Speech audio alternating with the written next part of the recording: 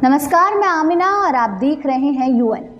खतरनाक रीति और नीति वाले तालिबान ने दोबारा अफगानिस्तान पर कब्जा कर लिया। वहां के लोगों के जहन में तालिबान की वर्ष 1996 से 2001 के बीच रही हुकूमत की यादें ताज़ा हो गई। तब लोगों को आज़ादी तक नसीब नहीं थी। तालिबान आतंकियों का खौफ इतना था कि दूसरे देशों से लोग अफगानिस्तान जाने से भी कतराते थे। यही वजह है कि जब तालिबान ने अफगानिस्तान की राजधानी काबुल को अपने कब्जे में ले लिया तो वहाँ के लोगों के जहन में और दिल में दहशत मंडराने लगी और वो लोग अपना ही मुल्क छोड़कर जाने के लिए मजबूर हो गए। यही वजह है कि सोमवार को उड़ती प्लेन में लोग उसके टायरों पर जाने के लिए मजबूर हो गए, उसके टायरों पर ही सवार हो गए, जिसकी वजह से आसमान से 3 लोगों ने गिरकर अपनी जान गंवा दी।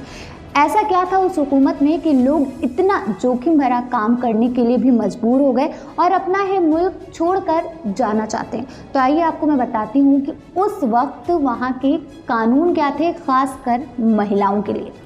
1996 से 2001 के बीच महिलाओं को सड़कों पर निकलने से पहले बुर्का पहनना अनिवार्य था। यहाँ तक कि उनके साथ किसी पुरुष रिश्तेदार का होना भी जरूरी था। महिलाओं को बालकनी से झांकना सख्त मना था। महिलाओं को सड़कों से इमारतों के अंदर कोई पुरुष ना देख सके, इसके लिए फर्स्ट फ्लोर और ग्राउंड फ्लोर पर शीशों को या तो पेंट कर दिया जाता था या फिर कोई स्क्रीन लगा दी जाती थी। महिलाओं की कदमों की आहट पुरुष ना सुन सके, इसके लिए महिलाओं को हाई हील्स या फिर शूज़ पहनने के लिए सख्त मना किया गया था। महिलाएं किसी भी फिल्म में, अखबार में या फिर मैगजीन में अपनी फ़ोटो नहीं छपवा सकती थी। ये भी एक तरह का उस टाइम पर क्राइम हुआ करता था।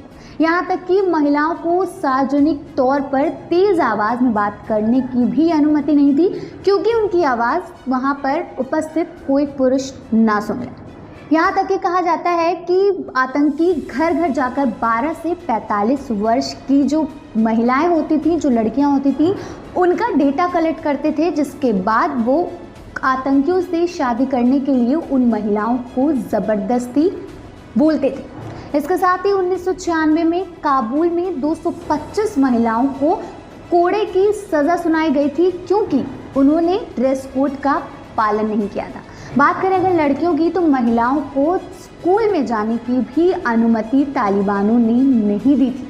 इसके साथ ही तालिबान के जो संगठन है, तालिबान के जो अफगानिस्तान में कब्जा किया था, उन्होंने वहाँ पर तमाम एंटरटेनमेंट स्रोत यानी कि संगीत या फिर खेल गतिविधियों पे पूर्ण तरह से रोक लगा दिया गया था। अगर बात करें पुरुषों की, तो पुरुषों को वहाँ पर क्लीन शेव करना सख्त मना था। यहाँ तक कि उन्हें भी आम लोगों की तरह किसी और पुरुष की तरह नहीं दिखने की भी पाबंदी थी। यहाँ तक कि उन्हें सिर्फ एक ड्रेस कोड पहनने को कहा गया था, जो कि कुर्ता पैजामा था। अगर वहाँ के पुरुषों की बात करें या फिर वहाँ के महिलाओं की या फिर वहाँ के रेसिडेंट्स की, तो उन्हें अपने हक की बात कहने का भी वहाँ पर कोई भी अधिकार नहीं था।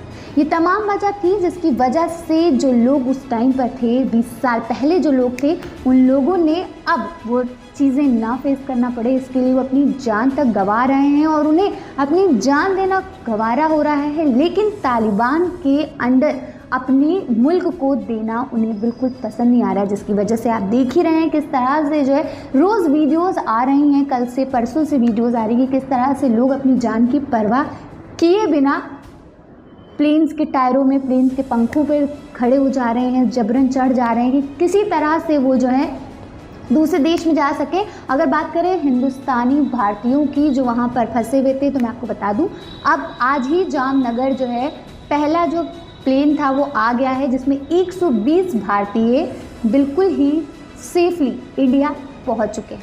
अब बात करें अगर तालिबान शब्द का, तालिबान शब्द अफगानिस्तान में बोले जाने वाली पश्तो भाषा का शब्द है। यूनेस्को के अनुसार अफगानिस्तान के करीब 55% लोग यही भाषा का इस्तेमाल करते हैं। इस शब्द का असली में अर्थ होता है विद्यार्थी यानी कि स्टूडेंट, लेकिन आज यही शब्द खतरनाक आतंकी संगठन का पर्याय बन चुका है, सिनोनिम बन चुका है। तो अब यही कहना चाहेंगे कि बात करें अगर इस्लामिक कंट्रियों की, तो जो कट्टर इस्लामिक कंट्री कहे जाने वालों में से एक है सऊदी अरेबिया, जिसने पिछले ही महीने हज हुआ और उसमें उन्होंने पहली पहल करी कि जो महिलाएं हैं वो भी वहां पर मौजूद थी। महिला सुरक्षा कर्मी के तौर पर पहली बार सऊदी अरेबिया में भी महिलाओं को आगे किया गया था। बात करते हैं अब महिलाओं की, दूसरे जो इस्लामिक कंट्री है वो भी बात कर रही है और अब पहल शुरू कर रही है। उसी में एक ऐसे भी इस्लामिक संगठन है जिसने जो है महिलाओं को इस कदर एक कमरे में बंद करके रखा है। तो आपको क्या लगता है कि ये कहाँ तक के न्याय है उन महिलाओं के लिए जिन्होंने बस इतनी गलती कर दी कि वो अफ़गानिस्तान में पैदा हो गई, या फिर वो काबुल में पैदा हो गई, या फिर उन महिलाओं की बात करें जिन्हें आज पूरी जो है पुरुषों की तरह जीने का हक है और जो शायद हमारी जैसी कंट्री में पैदा हुई हैं या फिर किसी और अन्य कंट्री में, एडवांस कंट्री में पैदा हुई हैं, लेकिन वो मुस्लिम है, उसके बावजूद उन्हें सारा हक मिल रहा है। तो अगर आपको लगता है कौन सही है कौन गलत है, या फिर जिस तरह से महिला उत्पीड़न की बात हम करते हैं तो बात यहाँ की करें या फिर बात किसी और कंट्री की करें, तो किस तरह से ये जायज़ है और किस तरह से ये नाजायज़ है, आप अपने जैसे भी व्यूज़ होंगे हमें कमेंट बॉक्स पे ज़रूर बताइएगा।